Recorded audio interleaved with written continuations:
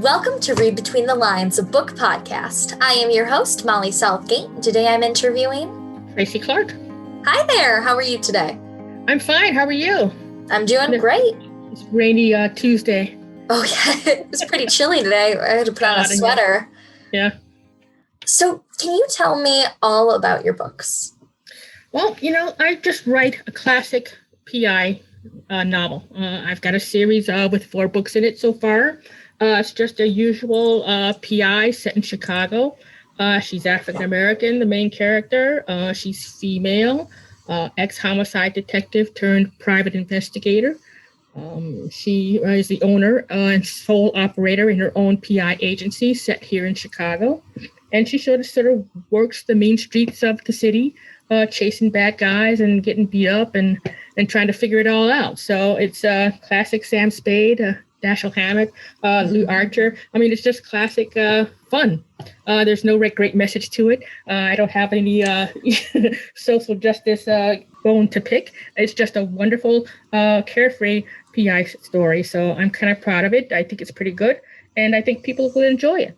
Yeah, and I actually just finished reading the most recent book, Runner, and I adored it. It was so much fun, so good. Yeah. Really kept me on my toes the whole time.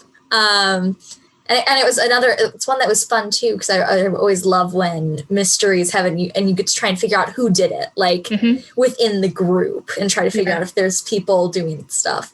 It's sort of a classic puzzle piece. Something happens to somebody, you have to figure out who did it, why they did it, and sort of find the solution to it. So, it's kind of fun, I think. It's sort of set in the middle of a Chicago winter, which is sort of a character all its own. Can't really defeat the snow and the ice and all of that stuff. So she's got this case she's got to work in the middle of a Chicago winter, tough case. She tries to sort of figure out what's going on, but halfway through that, she finds out she's not the only one looking for this runaway foster kid. So that's when the race is sort of on. So I sort of try to keep it on its toes, moving forward. And I think that's all you can sort of ask for in a good mystery. Yeah, definitely. So how has your experience living in Chicago shaped the settings of your books? Well, I live here, born here.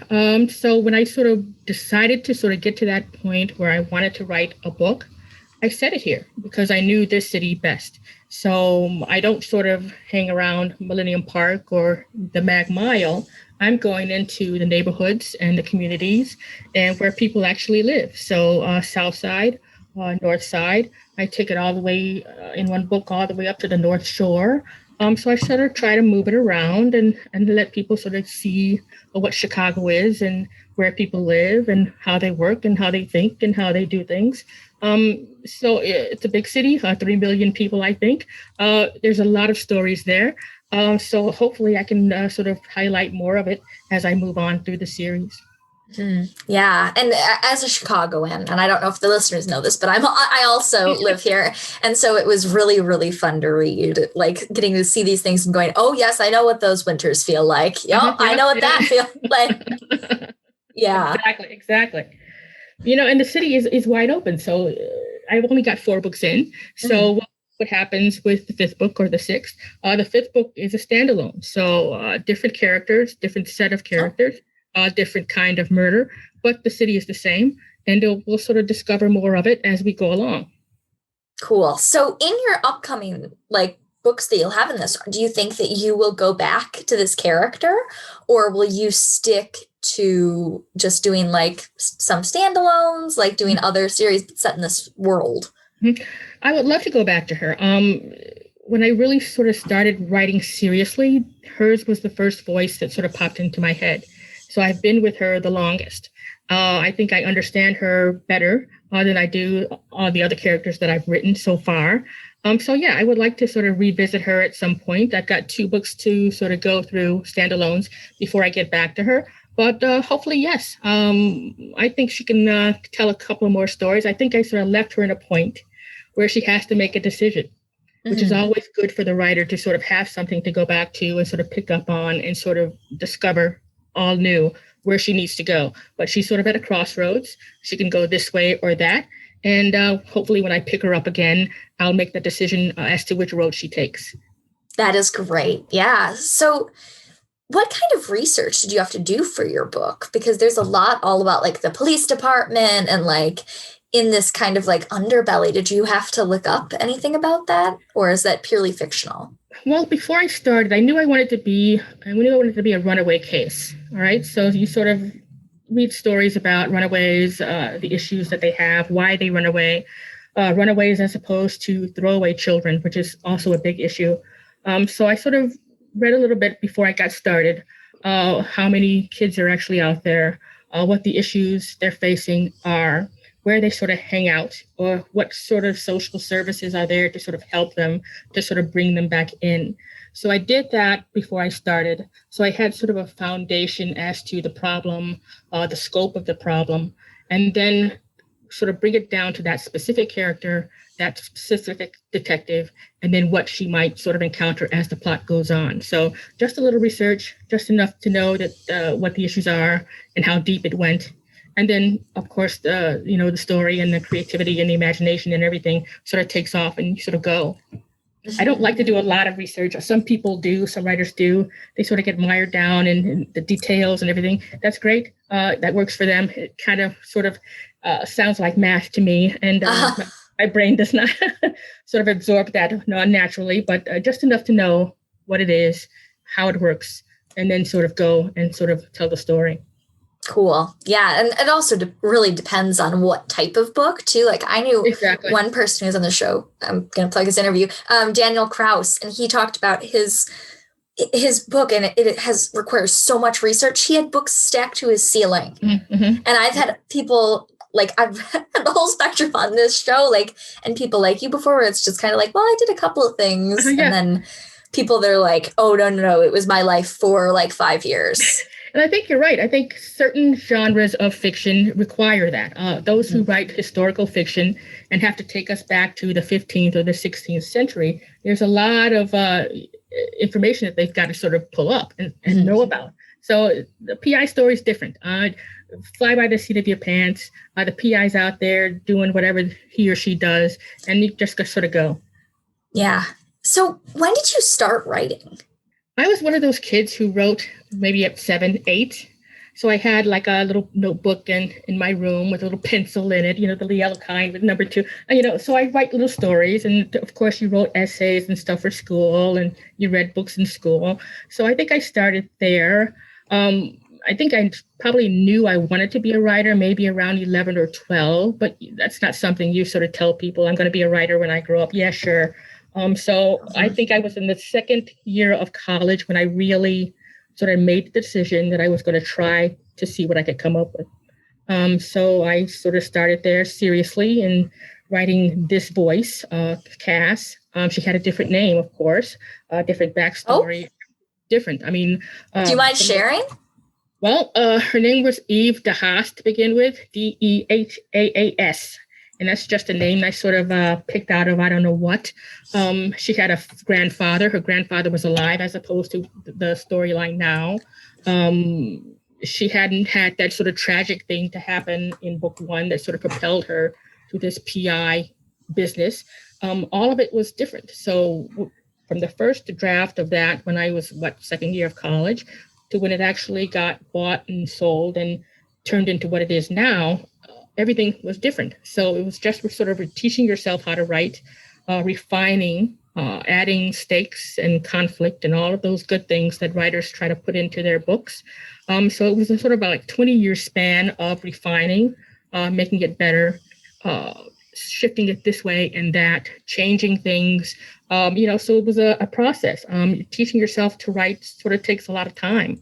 And it's like sort of being an artist, just like an artist or a sculptor. You've got those tools that you have, pacing and dialogue and setting and all of those character development things that you sort of have to work on. So it was a process. Yeah. But I started early. I knew I wanted to write, though I didn't say it. Made the decision second year of college, really dug in and tried to do it. Took every class I could find on writing, creative writing. I took every workshop I could find. I went to every convention I could find. I just sort of mired myself in crime fiction, read the books that I enjoyed reading, and then sort of made the decision to sort of try to write one of my own with someone that looked like me in the pages of the book. Hmm. Do you have any recommendations for like workshops or classes or anything like that? Well, you know what? When I was sort of starting out, there are organizations like Mystery Writers of America, Sisters in Crime. And in my head, I sort of had the decision, well, I don't want to join those until I actually have some skin in the game. But that was just me.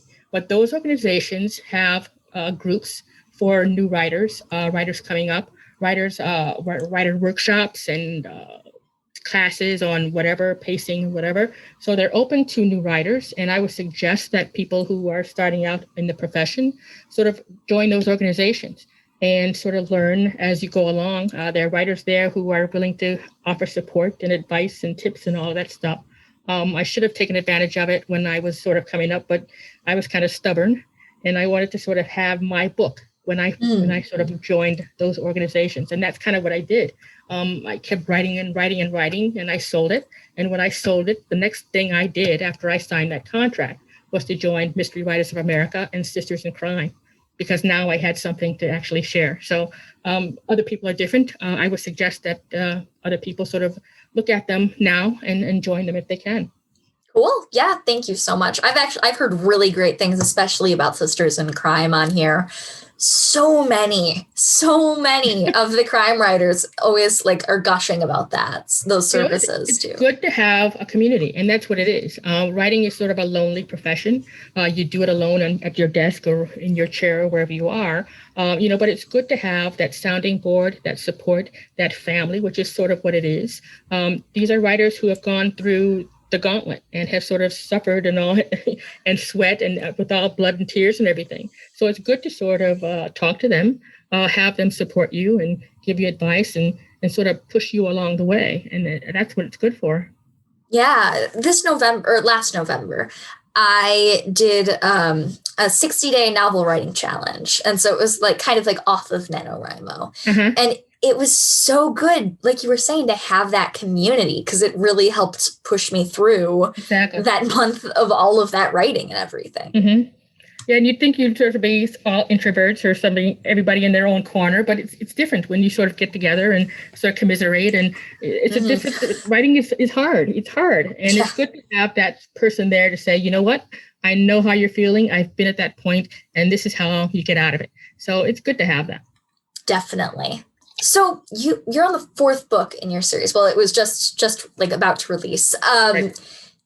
Do you have any tips for authors about writing series and like kind of continuing a story arc over multiple books and characters? I think the biggest thing with writing a series is not to sort of advance it so quickly, to sort of take it in sort of incremental shifts. Your characters should change from book to book, but not so much that there's nothing for them to learn or to sort of get through. There has to be some kind of trouble or some kind of hurdle they can't get over. And I think I sort of set Cass up with some pretty significant flaws. She's not very trustful. She's sort of, I think I described her in one book as being a pineapple, sort of prickly on the outside, but sweet in the middle. So she's got some things that she's got to get over.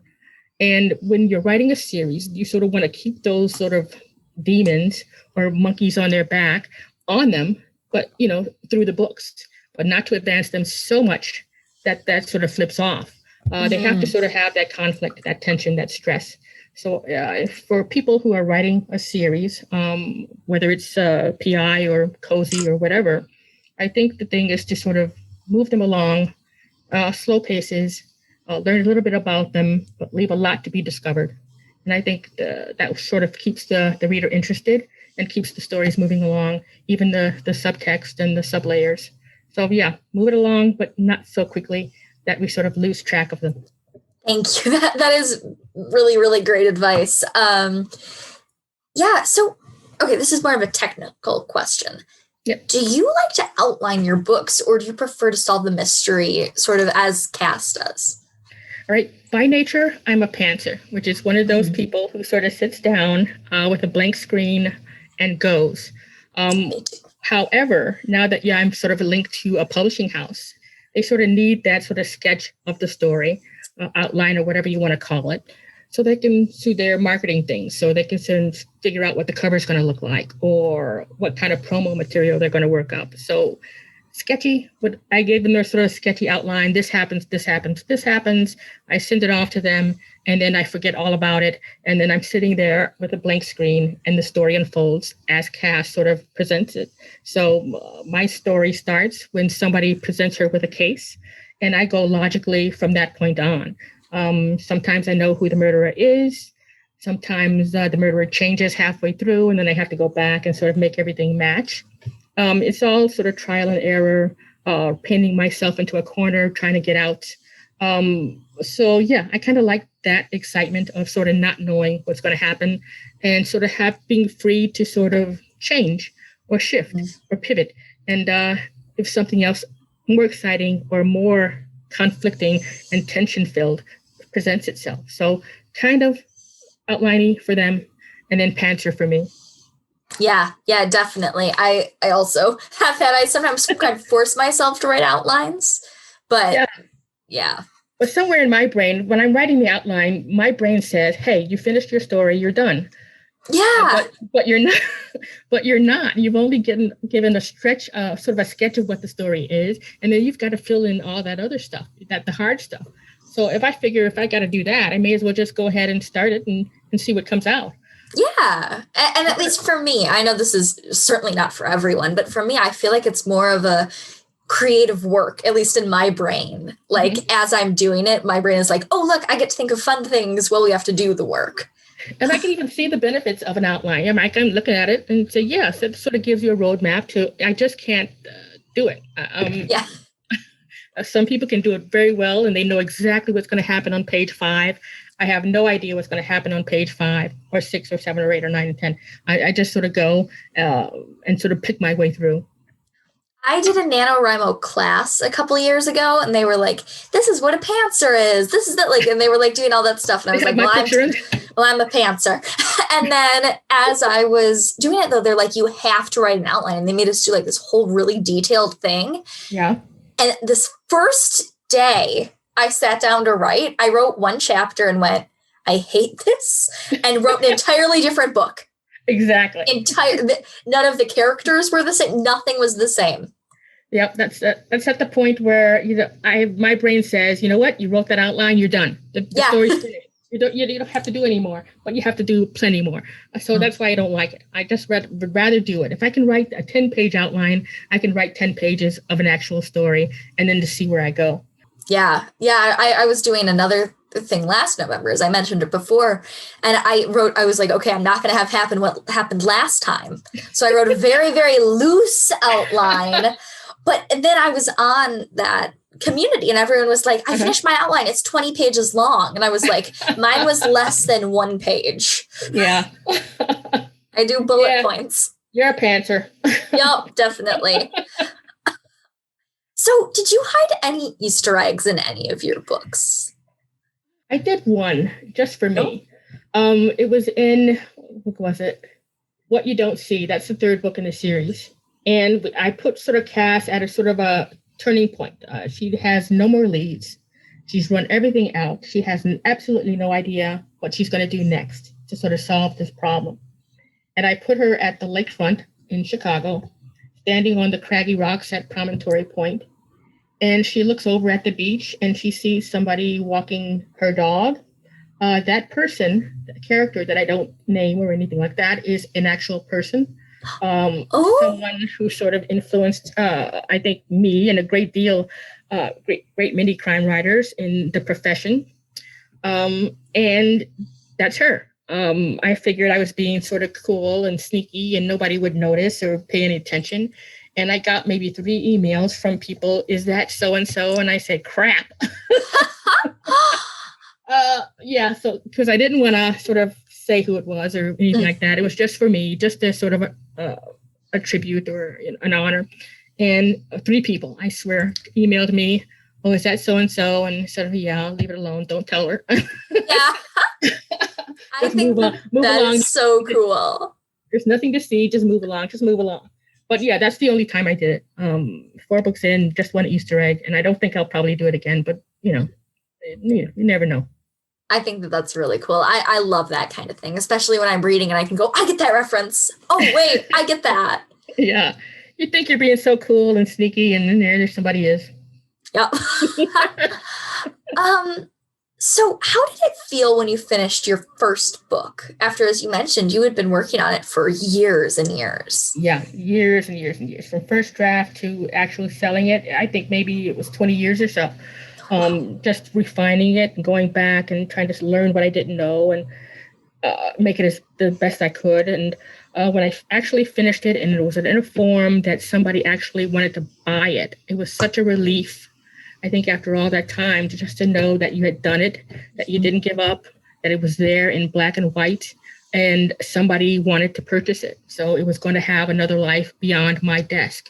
So it was kind of a good feeling, a feeling of relief, feeling of great accomplishment, kind of proud of yourself in sort of a quiet way. And yeah, to sort of know that you had gone through all of that, all of the queries and the rejection letters and all of that desperation, feeling that you weren't good enough and it wasn't good enough, to finally have that validation was sort of an exhale moment.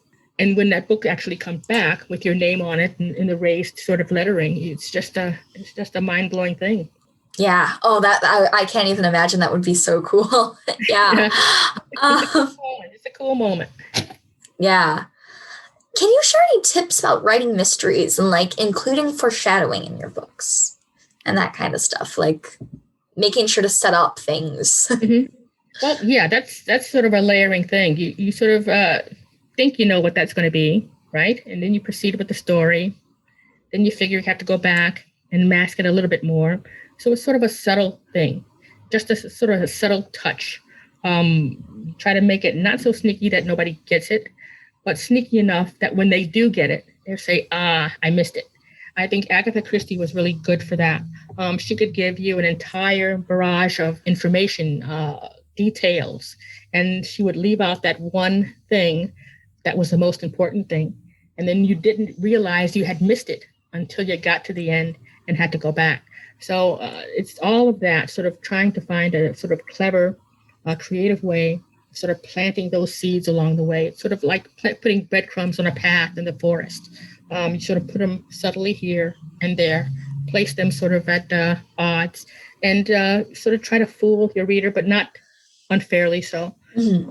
So it's a process. You don't do it on the first draft, maybe not even the second or third. It's just a matter of just going back and placing it where it needs to go, changing it or moving it if it's in the wrong place. And that takes time and really focus and concentration.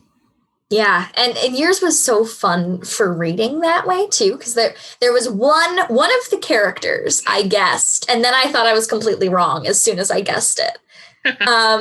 With the twist, I can tell you after. I don't want to spoil on the show. But one of them, I was like, I know this one, and then I thought I was insane 2 pages later. But everything else, like totally, I was like, wait. I thought they were a little bit suspicious, but that? And like, I was so shocked while reading it.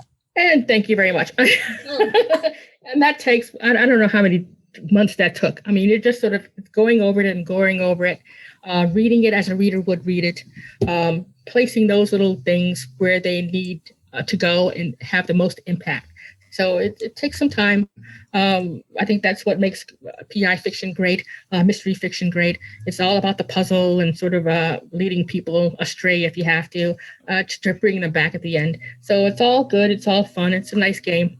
Yeah, definitely. Well, I think I only have one more question for you today. But before we get into that, I just want to say thank you so much for coming on. It has been so great to talk to you. Thanks so much. It's been fun being here. Of course. Yeah. So what do you have coming up? Well, I'm working, as I said, on my first standalone. It's titled Hide, and it's about a murderer in Chicago who is sort of hiding bodies in sort of inconspicuous places on the Riverwalk, on Lower Wacker. And we have a female detective again, this time with the police department. And she and her partner have to figure out who this person is, why they are killing these women, and they have to stop them before somebody else dies. So it's just sort of a cat and mouse sort of a story, suspense, thriller. Whole new set of characters, as you said. So it's not cast. So I kind of sort of find myself as I'm writing the first draft, sort of deleting a lot because the character cast sort of seeps in. And I have Oh, to yeah. delete. This is not you. I'll get to you later. This is somebody else's story. So it's a lot of that going on. But so far, so good. It feels okay. There's a lot of energy in there, and I think it's going to be good. It'll come out December of 2022, and we'll see how it goes. Awesome. Well, everyone, keep a lookout for the new book Runner and for Hide when that eventually comes out. Yay! For Read Between the Lines, my name is Molly Southgate. And I'm Tracy Clark. Let's end this the way all great stories end. Happily ever after. The end. Thank you for listening to Read Between the Lines, a book podcast. This episode is hosted by Molly Southgate. It is edited by Rob Southgate and produced by Southgate Media Group. You can get in touch with the show at readbetweenthelines@gmail.com, or you can send us a voicemail at 708-887-9473. That was 708-887-9473. You can also find us on Instagram at Read Between the Lines Podcast. Thank you so much for listening.